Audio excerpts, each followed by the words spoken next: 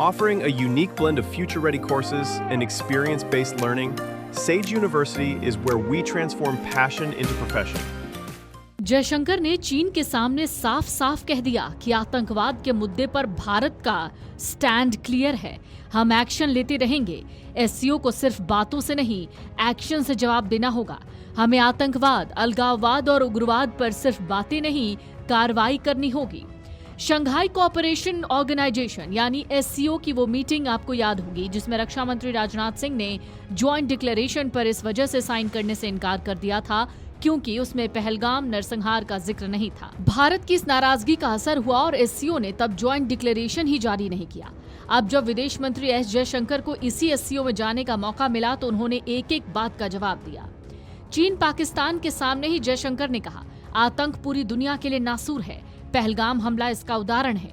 भारत ने कार्रवाई की है, हम एक्शन लेते रहेंगे। चीन में एससीओ विदेश मंत्रियों की मीटिंग में जयशंकर ने कहा, एससीओ की स्थापना 3 बुराइयों आतंकवाद, अलगाववाद और उग्रवाद से लड़ने के लिए की गई थी।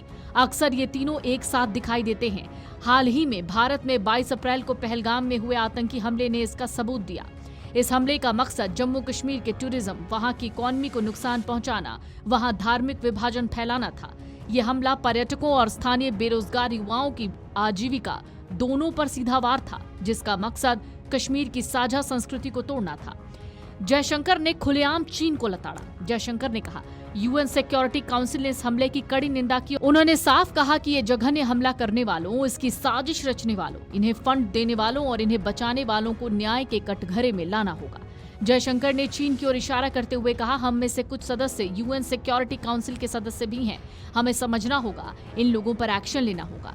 जयशंकर ने पाकिस्तान को कड़ा संदेश देते हुए कहा, भारत ने आतंकियों के खिलाफ कार्रवाई की है और आगे भी करेगा।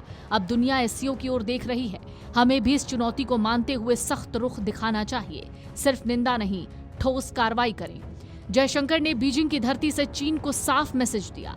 विदेश मंत्री ने कहा, आतंकवाद पर दोहरा रवैया हमें त्यागना होगा। जयशंकर ने 3 सुझाव दिए। SCO member common terror financing watch list बनाए जिससे इनपुट शेयर करना बाध्यकारी हो। आतंकी गुट अब क्रिप्टो और डार्क नेट का प्रयोग कर रहे हैं। ऐसे में एक सेंट्रलाइज्ड साइबर हब बनाकर संदिग्ध ट्रांजैक्शन को रोकना होगा। पहलगाम जैसी घटनाएं बताती हैं, आतंक सिर्फ सुरक्षा का मुद्दा नहीं, इसका असर समाज, टूरिज्म और सांस्कृतिक ताने बाने पर भी पड़ता है। भारत के विदेश मंत्री एस जयशंकर ने मंगलवार को तियानजिन में शंघाई सहयोग संगठन के विदेश मंत्रियों की परिषद की बैठक में वैश्विक अस्थिरता, आतंकवाद, आर्थिक सहयोग और अफगानिस्तान के मसले पर भारत की स्थिति साफ की। जयशंकर ने साफ कहा, वैश्विक व्यवस्था में इन दिनों काफी अव्यवस्था है जिसमें संघर्ष, कंपटीशन, दबाव और आर्थिक अस्थिरता बढ़ रही है। Video desk amarujala.com।